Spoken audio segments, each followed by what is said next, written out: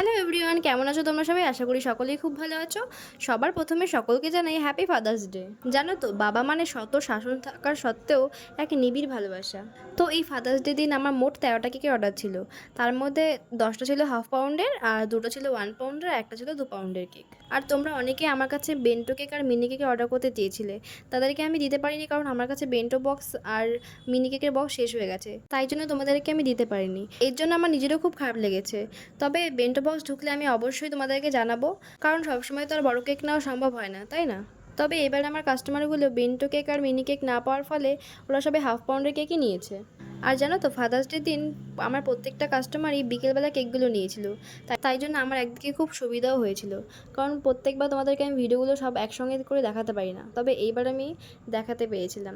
মানে পুরো ফ্রিজ ভর্তি কেক, দেখো তার মধ্যে আমি ডিপের মধ্যেও রেখেছি, কারণ আমার নিচে আর জায়গা হচ্ছিল না, তাই জন্য ডিপ ফ্রিজেও কেকগুলো রাখতে হয়েছিল।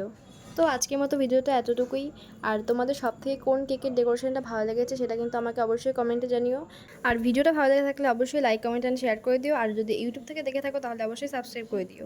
দেখা হচ্ছে নেক্সট ভিডিওতে। তো আজকের মতন tata guys, love you all, bye by.